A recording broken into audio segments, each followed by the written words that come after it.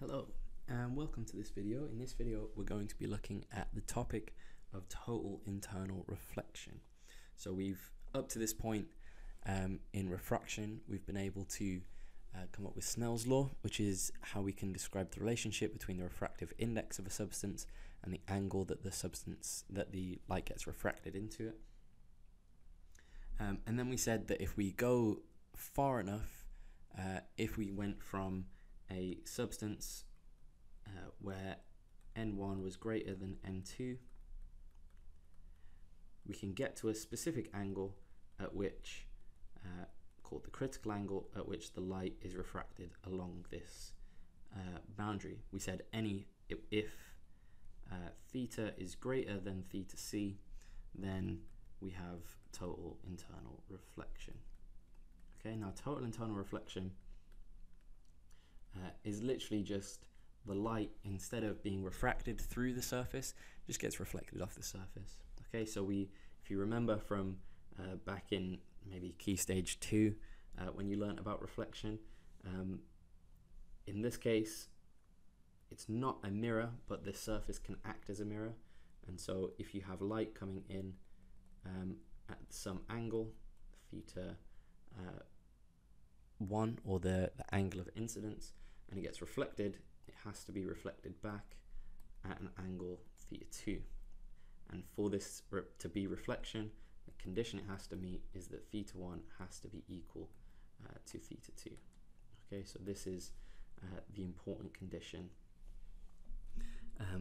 that governs all of reflection. Okay, now there are some key phrases, like this line would be the incident ray, this theta 1 would be the angle of incidence. We know this line here is the normal. We know theta 2 is the angle of reflection, and this is the reflected ray. So that's what those words mean. There's not much content on total internal reflection because it is a very simple idea, just the idea that if we have light inside a more dense medium and it's trying to escape to a less dense medium, it can be reflected off the surface. But it can have some really cool uses. So one use of total internal reflection is that we can actually trap a laser beam in water. Okay, and that looks a little bit like this. So as you can see in this picture, what's happening here is this is a container full of just pure water, and it has a little bit of a hole in it, so that as the pressure of the air is pushing down, the water is being drained out of here, and they've fired a laser from this side into here. So the green laser enters here, and then you can see that it actually is reflected along the water, or the like stream of water, until it goes down into what looks like a sink, but it's a bit too dark to tell. So this is one application of total internal reflection. It's not exactly a useful application, but it's a pretty cool image. So now let's look at some more useful things that we can do. And so looking at applications, our major applications are going to refer to the idea of having optical fibers. Okay, so our major applications are optical fibers. Now this optical fibers are usually used for things like communication, so your Wi-Fi usually. So when you have fiber optic Wi-Fi, that's due to total internal reflection. So fiber optic internet is because of this. We can also have endoscopes as another example. An endoscope is if you've ever heard of anyone who has like a camera put inside of them so they can see their insides, an endoscope is like an old-fashioned version of that. So today we can have cameras where you can just swallow it and then pass it through, and then we'll just have a live feed of the video. Endoscopes are actually tubes that you can swallow, but the tube will still be attached to some sort of detector outside, and we basically put the tube into your esophagus, and then it will go down through your digestive system, and then we can basically source back all of the light and images, and then we can visibly see what's going on inside the body. Okay, so what we're going to do for the rest of this video now is take a look at optical fibers, look at their structure, their uses, and then some problems and how we'd solve those problems. Okay, so the structure of optical fibers, we have a few ways that we can look at their structure. The simplest optical fiber that we can see is going to look something like this. Okay, so we have this is the cross section, so this would be the very outside of it, and this is split into two parts. The inner part is called the core, and this outer part is called the cladding.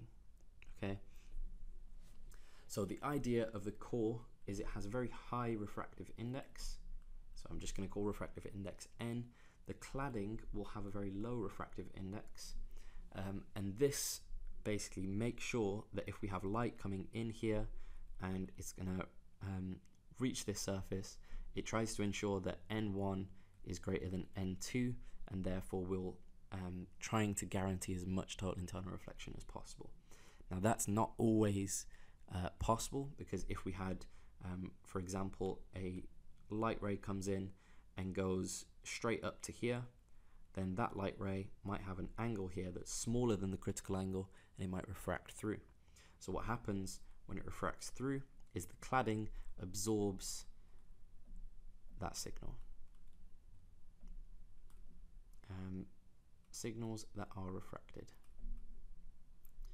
Now this can be both a safety feature and also a problem. So most of the idea, for most of this, we're just going to talk about this fiber optic internet. Through fiber optic internet, we're going to be sending a lot of information. These information are what is stored inside of these photons that we're traveling down. So we can only ever transfer information and energy from a photon, nothing else.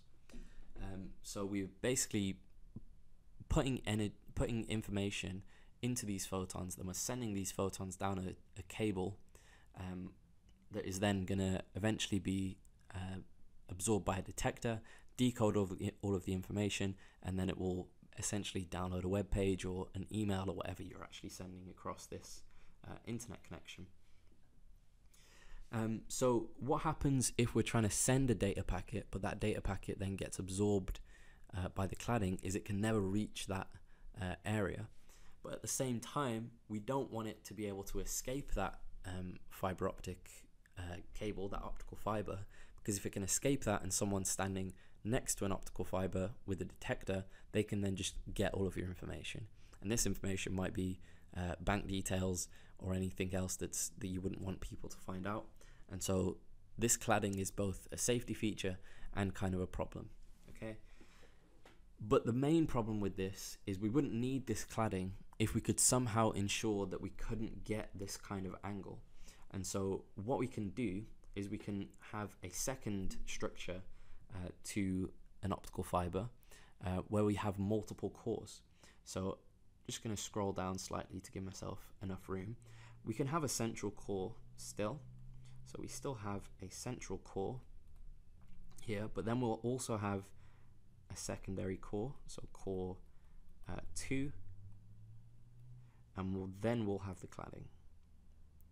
Okay, now it is possible that you could go for maybe 3 or 4 cores before you have the cladding, but just for the sake of simplifying this diagram, I'm just going to go with 2 cores.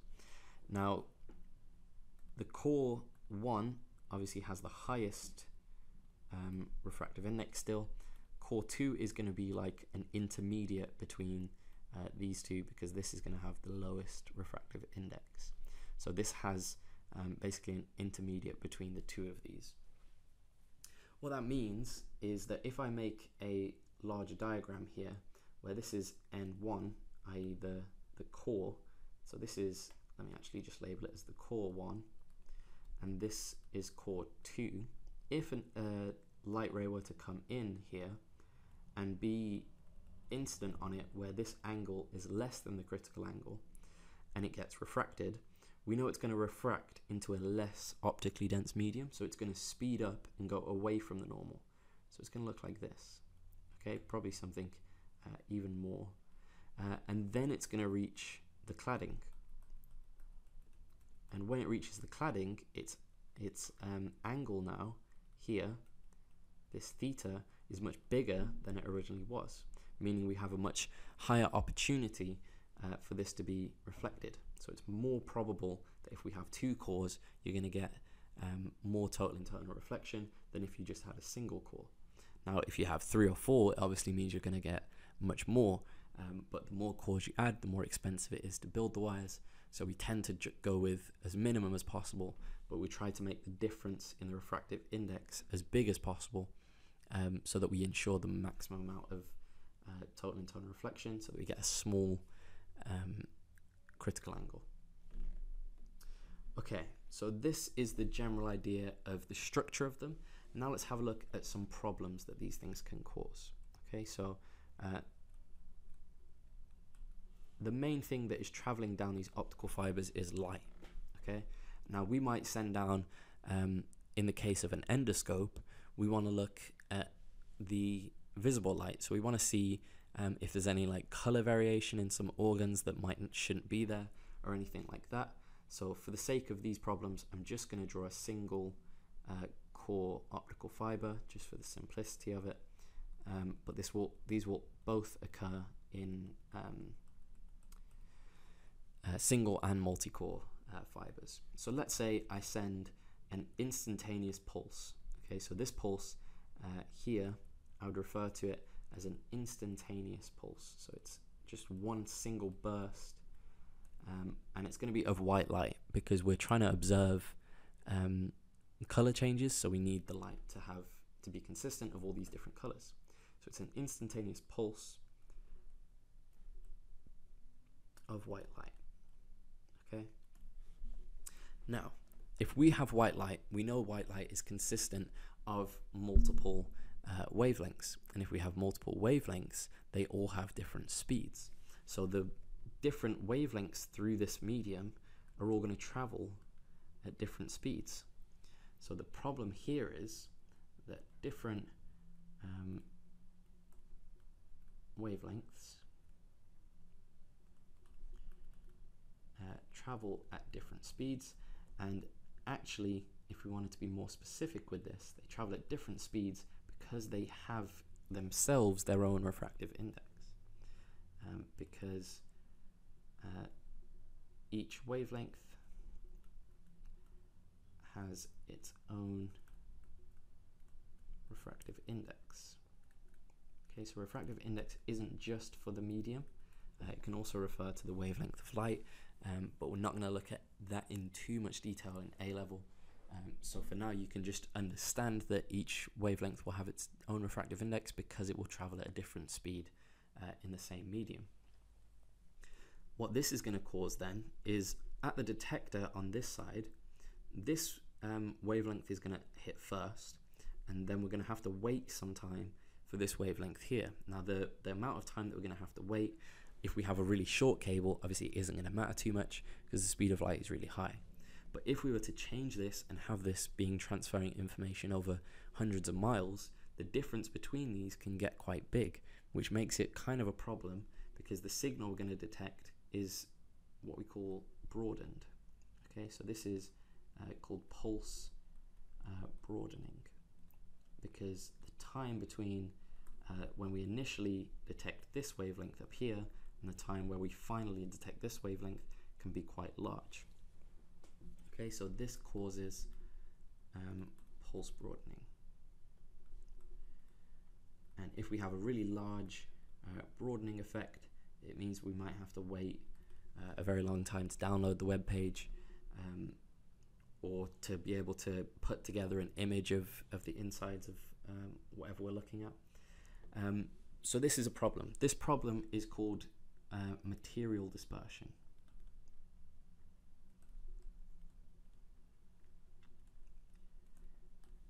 Okay, it's called material dispersion because it's dependent on the refractive index, which is dependent on material, okay, but also the wavelength. And so we need to come up with a way to decrease this, because slow internet is the worst thing ever. So we need to actually decrease this pulse broadening somehow. Now the way we can do that, if the problem is that we're putting in loads of different wavelengths of light, there's quite a simple solution. Just don't put in loads of wavelengths of light. Let's just put in one wavelength of light. So the solution to material dispersion is monochromatic light. So use monochromatic light.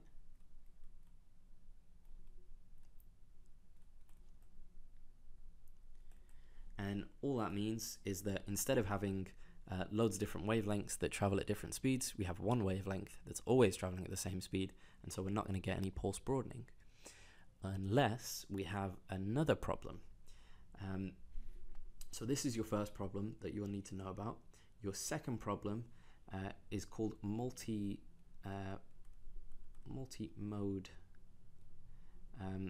also sometimes called multipath, and also sometimes called modal dispersion. Okay, so there are a few names for it, so I'm going to be all inclusive here because I know different teachers will teach different things. I would personally stick to multimode or multipath, just because these are the words that come up in the mark scheme, but modal dispersion is also correct. It means the exact same thing. So now we're going to have the same thing, same core setup, but now instead of having white light, we're going to introduce monochromatic light. But we're still going to see that pulse broadening effect. And the reason for that is that if I have an instantaneous, so this is now an instantaneous pulse of, let's just go with red light. So it would be monochromatic light. It doesn't have to be red, but we usually use infrared for things like the communications, like your Wi-Fi is usually infrared. This instantaneous pulse doesn't just consist of one single photon of infrared. Okay, when we have light being produced, it's always like very large amounts of photons that are emitted, too large for a number to probably comprehend. But if we've got multiple things, we can have multiple paths that that light is going to take. So even though it travels at the same speed, maybe one photon comes directly down here, and another photon will come up here and reflect off and only get to there, and another photon might actually come up to here, just get to there.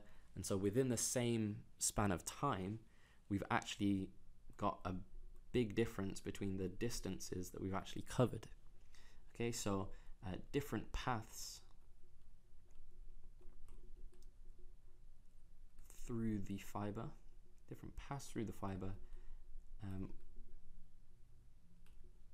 take different amounts of time,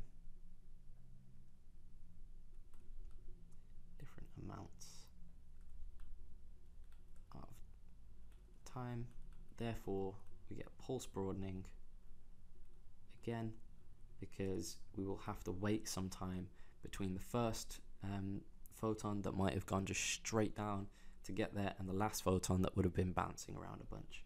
So the pulse that we detect is going to look something like this. Okay, so we're still going to get that pulse broadening effect.